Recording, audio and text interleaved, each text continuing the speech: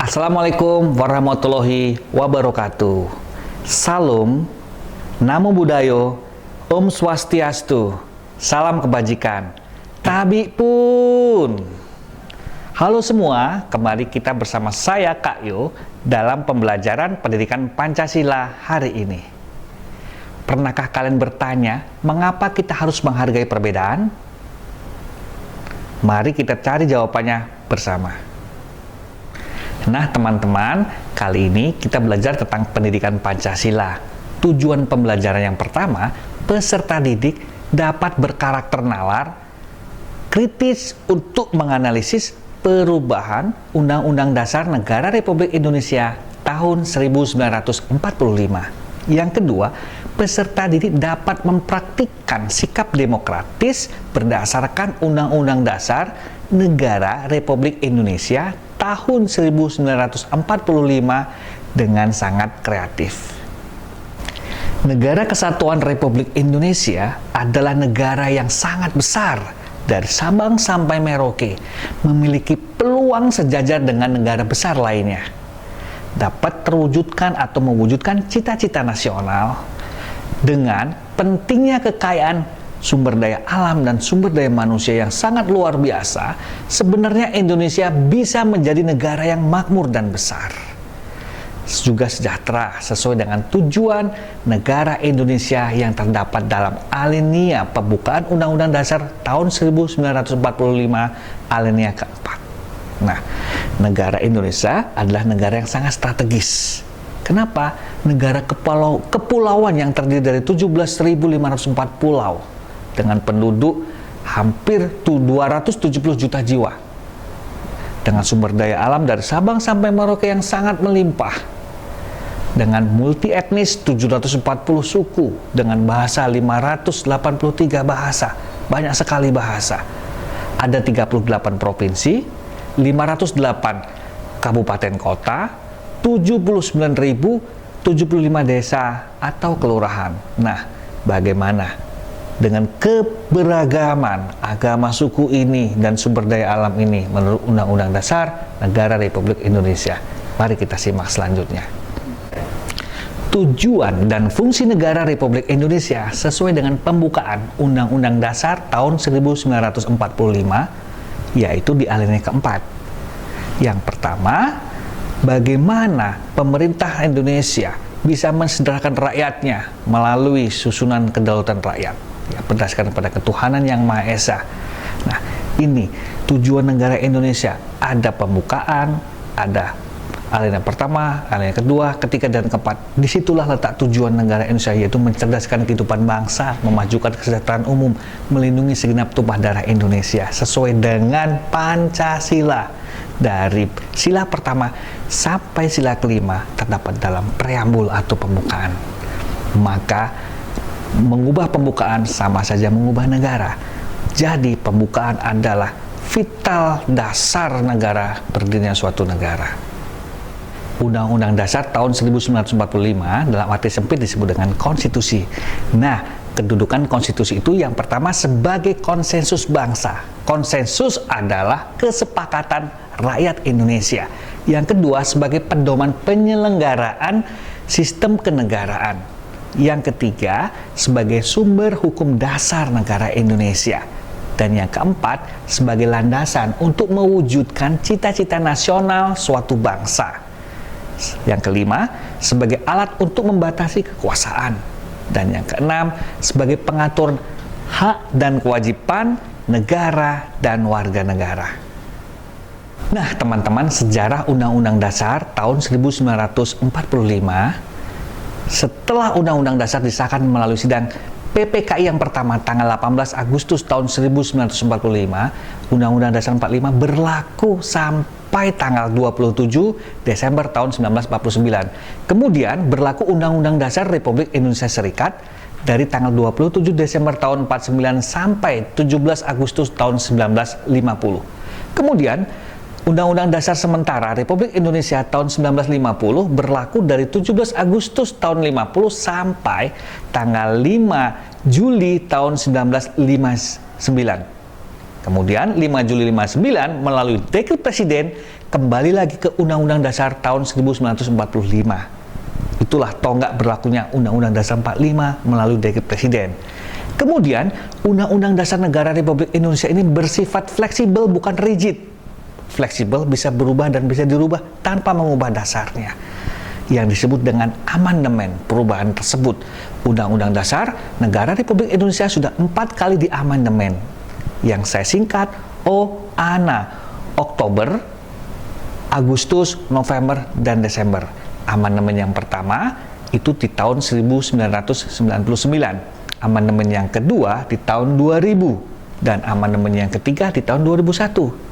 Amandemen yang keempat di tahun 2002. Silakan disimak di slide-nya tanggalnya ya.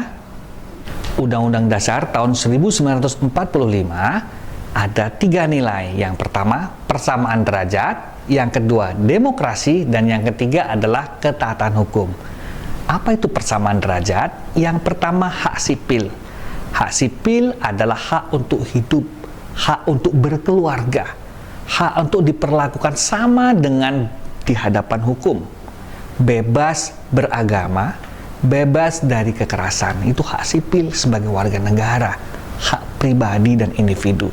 Yang kedua, hak politik. Apa itu hak politik? Hak politik adalah hak berserikat dan berkumpul, hak untuk menyatakan pendapat, lisan dan tulisan, hak ikut dalam pemerintahan, memilih dan dipilih, dan mencari suaka.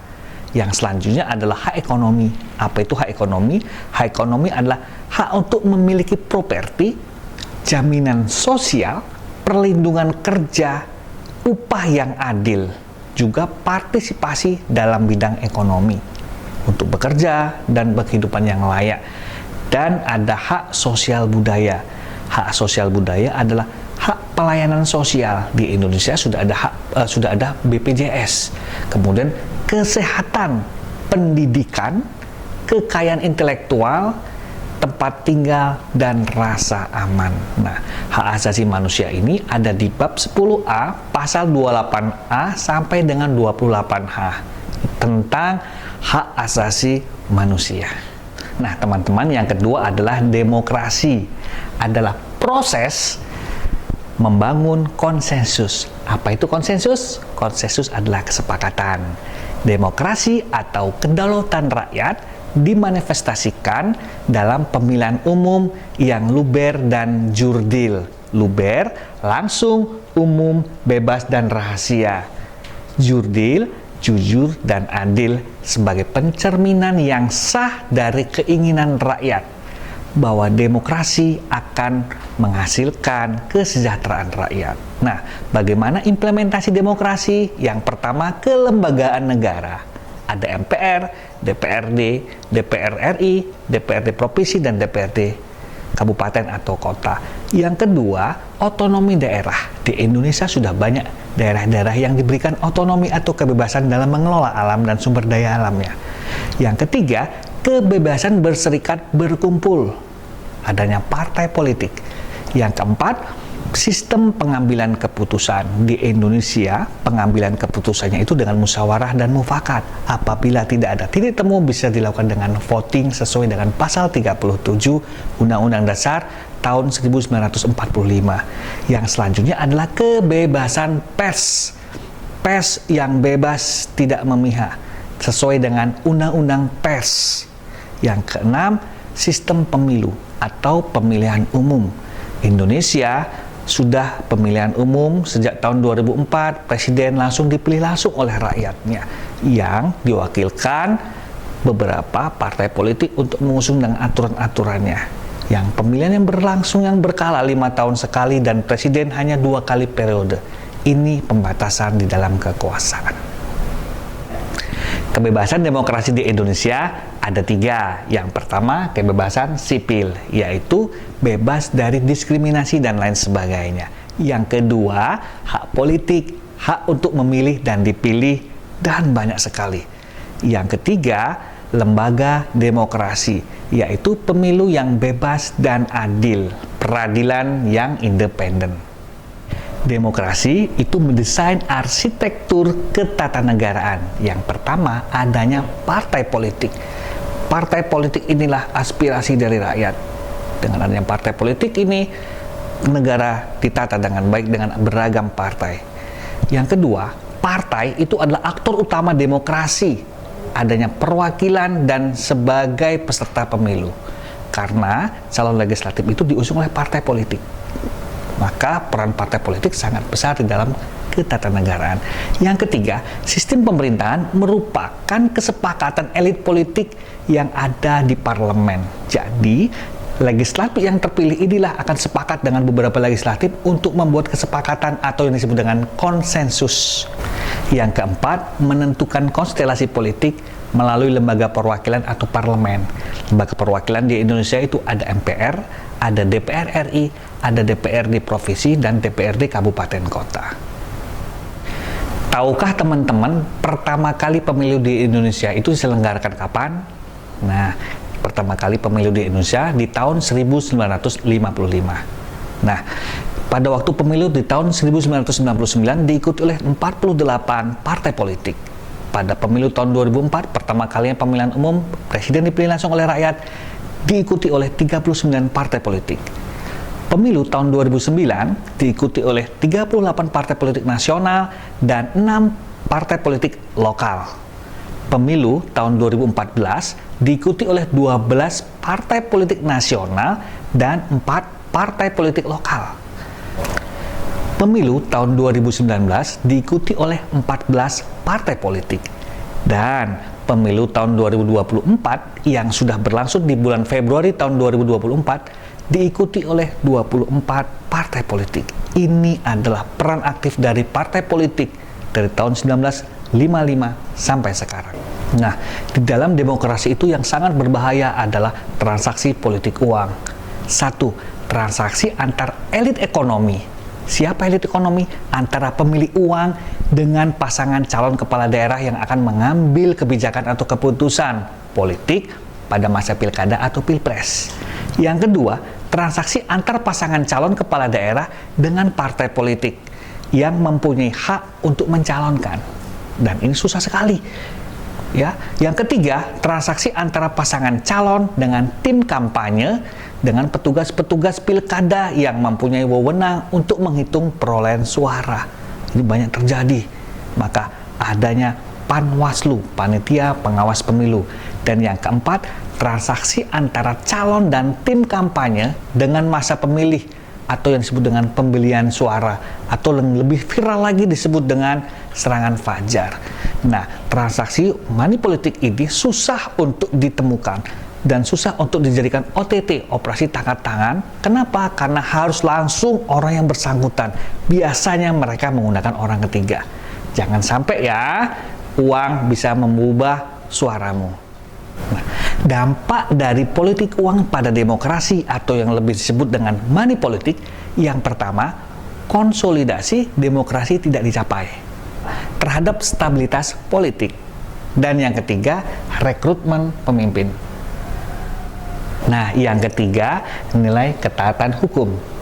Nah, ketaatan hukum itu kepatuhan, kesepakatan atau disebut dengan konsensus yang dipersatukan dan ditopang. Nah, nilai-nilai ketaatan hukum itu apa saja? Mari kita simak.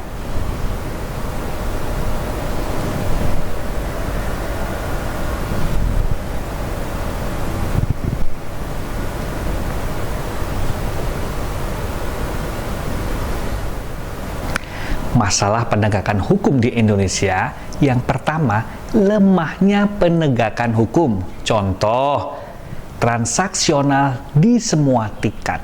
Yang kedua, moral dari penegak hukum yang lemah. Yang ketiga, intervensi kekuasaan atau penguasa terhadap bawahan. Yang keempat, masyarakat Indonesia belum sadar akan hukum.